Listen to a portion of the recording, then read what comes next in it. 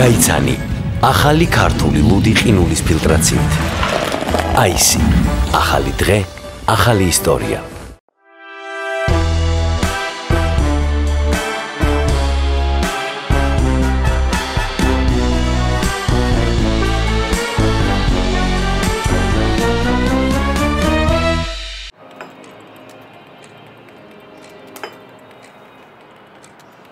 წავედი მე.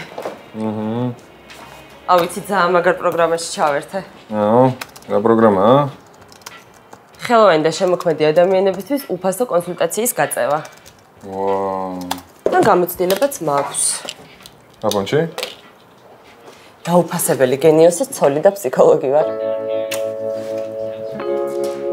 ბაზარი არა. არ გადაიღალო.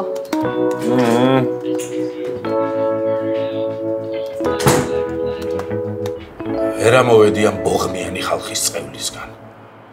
ყველა კონკურსზე ბლოკავენ. არსად არ მისმენენ. და არც მიხსნიან, რატო არ მიბეჭდავენ რაღაცეებს. აი თქვენ მინდა ერთი ნაწყვეტი წაგიკითხოთ და ფსიქოლოგიურად ახსენით. აი ეს როგორ შეიძლება რომ არ მოგეწონოს. აი ნახეთ. დაიყო დღე და შამი სიცოცხლისა, როცა მე ავდექი. და რადგან მესამე ცოლიც გაიქცა, წვიმას დაუწყე ლაპარაკი. წვეთები ფანჯრის რაფაზე რიტმულად ეწემოდა.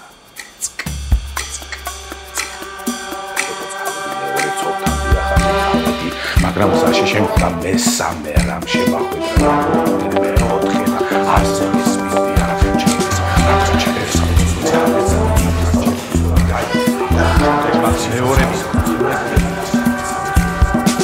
და სივრცეში სამუდამოდ გაუჩინართ. აი ახლა მითხარით რა, ეს პატარა მოთხრობა, რატო არ უნდა მოეწონოს ვინმეს? მოიცეთ, კიდევ ერთი მაქვს, ახლავე წაგიკითხავთ, ერთი პრო. არა. სამწუხაროდ დღეს მეც ვერ შევძლებთ, სხვებსაც ჭირდებათ დახმარება, ხომ ხვდებით? თქვენც მოგბეზრდათ არა? ჩემი მოსმენა. რას ამბობთ? სიამოვნებით მოგისმენთ, შემდეგ ვიზიძე. თქვენ იცით რა არის შემოქმედის ბედნიერება? რა? ყურადღებიანი მკითხველი.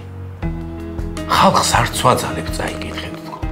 მოვალ, მე თვითონ წაგიკითხავთ ასე მეუბნები. ძალიან კარგი იდეა ეს. მაგრამ არ უნდათ იღლებიან. ერთხელ მახსოვს შარშანწინ ერთი მკითხველი დაჭდა და დაიხალა.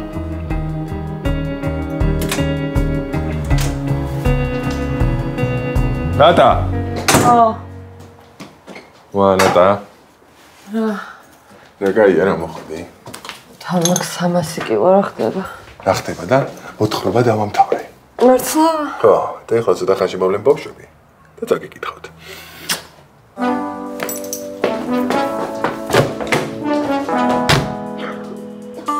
გაგჭირსე?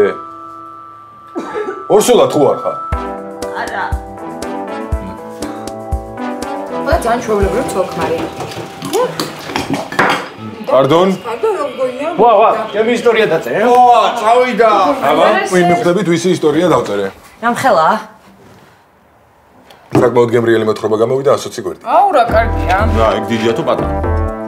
კაი, ვინ წაიკითხე.